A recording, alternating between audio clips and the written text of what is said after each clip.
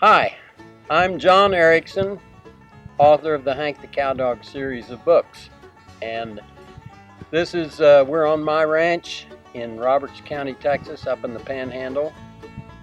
Our country is going through some hard times right now, and those of us at Maverick Books thought that it might be a good time for us to give you some opportunities to have some good innocent laughter. I know a lot of you are out of school and maybe not working, or you're staying at home and looking for things to entertain yourself.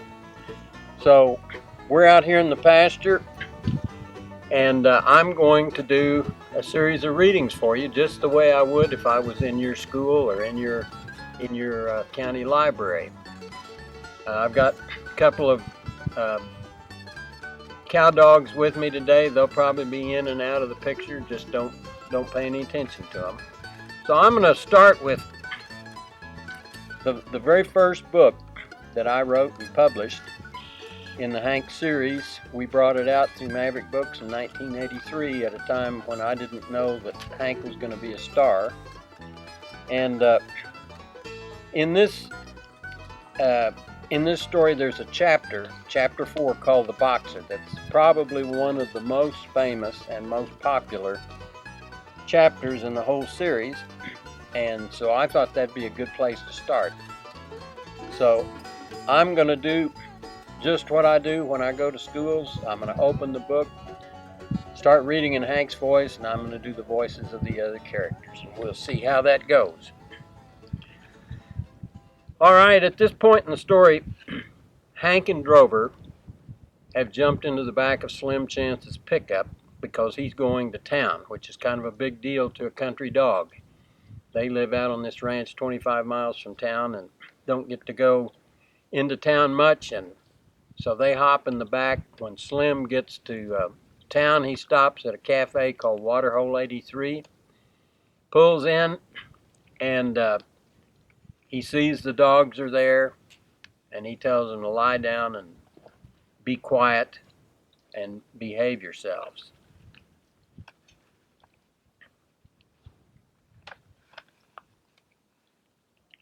Next thing I knew, we had slowed down and were coasting down Main Street. This is in the town of Twitchell. I sat up and took in the sights. A bunch of stores and street lights, several stop signs, a couple of town dogs loafing around, and a big tumbleweed rolling down the middle of the street. Loper drove into a parking place in front of Waterhole Cafe beside 2 or 3 other pickups that looked like cowboy rigs. When he got out and saw us back there, he gave us the tongue lashing I had expected. It was no worse than usual, not bad enough to make me regret that we'd hitched a ride into town. He told us to sit, be good, and don't bark. Then he and Slim Chance went into the water hole. For 5 or 10 minutes, we concentrated on being good, which was a real drag. Then I heard Drover say, "Psst." He jerked his head towards the pickup that was parked next to us. In the back end, fast asleep, was a big, ugly boxer dog. We both moved to the side of the pickup bed and stared at him. He must have felt our eyes, because after a bit his head came up, and he glowered at us with a wicked expression on his face. "What are you staring at?" "Just looking at the sights." "What's your name?" "Puddentane. Ask me again and I'll tell you the same." I guess Drover didn't understand what that meant, so he said, "What's your name?" "John Brown. Ask me again and I'll knock you down." Drover gave me a puzzled look, and I said, "How come they've got you chained up?" He was tied to the headache racks of the pickup with a piece of chain. "So I won't kill any dogs." "You kill dogs? No fooling." "Just for drill. I prefer bigger stuff." That sort of ended the conversation. Puddin' went back to sleep, and I got involved with a couple of noisy flies that were bothering my ears. I took a few snaps at them, but didn't get anything. Next thing I knew, Drover said, "What would you do if we peed on your tires?" The boxer's head came up real slow, and he turned those wicked eyes on little Drover. "What did you say?" I said, "What would you do if we peed on your tires?" Drover. It made me a little uneasy the way he was talking about we. The boxer sat up. "I'd tear off your legs and wring your neck." "But how could you do that when you're chained up?" "Drover." The boxer lifted one side of his mouth and unveiled a set of long white teeth. "I'd bust the chain." "It looks pretty stout to me." "Drover." "It ain't stout enough." "Just curious." Big and Ugly went back to sleep, and I got back to those flies. One of them was big and green, also a little slow on the draw. I waited for my shot and snapped. Got the little booger. Then I had to spit him out real quick. Boy, did he taste bad. Seemed to me I heard water running somewhere. I glanced around and saw Big and Ugly's head come up. He'd heard it too. Drover had just wiped out the left rear tire and was going toward the front one. Seemed to me that was poor judgment on Drover's part. The boxer sprang to his feet. "Get away from that tire, runt! No two-bit cowdog is gonna mess up my tires." I didn't like his tone of voice. I got up and wandered to the side of the pickup. "Say there, partner, maybe I didn't hear you right. You weren't suggesting that there's any two-bit cowdogs around here, were you?" "I ain't suggesting, buddy. I'm saying you're a couple of two-bit cowdogs." "Do you mean that as an insult or a compliment?" "Cowdog don't mean but one thing to me. Sorry and two-bit." Oh dear. "Drover, the dust seems kind of bad all of a sudden. Why don't you wet down that other tire?" He grinned, hiked up his leg, and let her rip. The boxer went nuts when he saw that. All at once his fangs were flashing in the sunlight. He lunged against the chain and started barking. A deep, big roar of a bark, so loud you could feel it bouncing off your face. I waited for him to shut up. "You want to take back what you said about cowdogs?" He lunged against the chain and slashed the air about 6 inches from the end of my nose. "I guess not."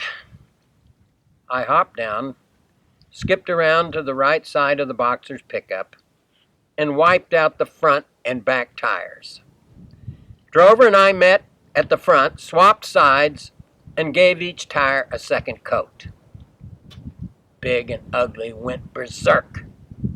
He fought against the chain and roared, "Let me at him! I'll kill him! Just let me at him!" Drover and I finished the job and hopped back into the pickup bed.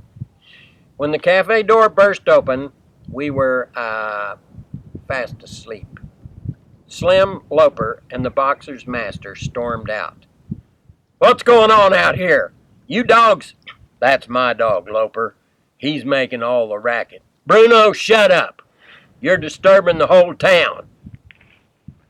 I sat up and opened my eyes. Bruno was getting a good scolding from his master.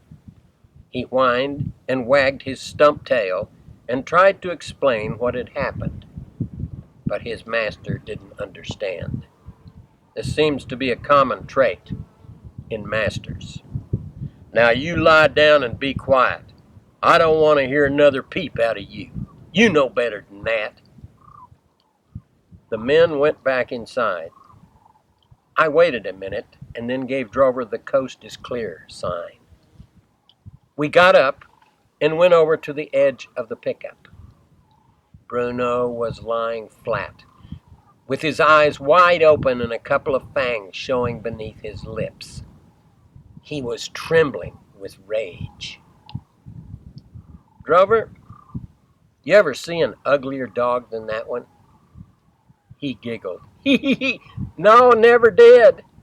Me neither. Can you imagine what his mother must have looked like? A growl came from deep in Bruno's throat. I don't like his pointed ears. You know why they're pointed, don't you? When boxers are born, they have such big floppy ears that a surgeon has to cut off 2 yards of hide. And then they whack off the tail, and then they put the pup's face into a shop vise and mash it till it looks just like Bruno's. No kidding? Yep. And as you might expect, it affects the brain too.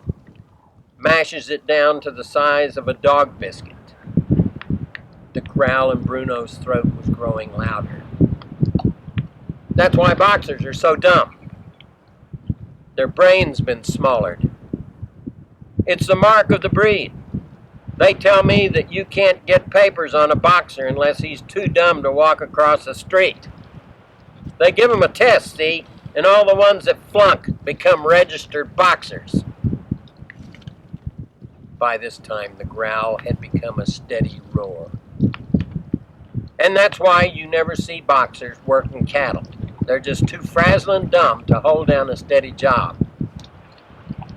Bruno's eyes were cloudy, as if they were filled with smoke from a fire burning inside.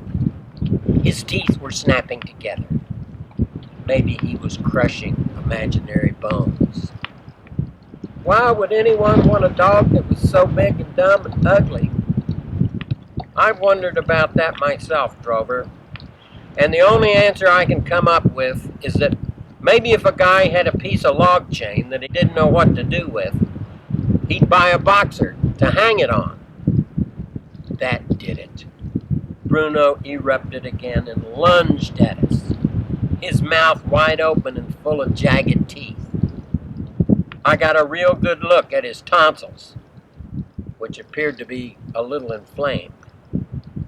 I jerked my head at Drover, and we were both sending up a line of Z's when the Cowboys came out again. Bruno, what in the world? Bad dog, bad dog. Why can't you just lie still and shut up like these other dogs? Bruno whimpered. Well, I guess I'd better go. Bruno's on a snort. See y'all later. When the pickup drove off, Drover and I sat up and grinned and waved goodbye to our new friend. Bruno was so mad his eyes were crossed and foam dripped off his chops. That's what makes being a cowdog worthwhile. Teamwork.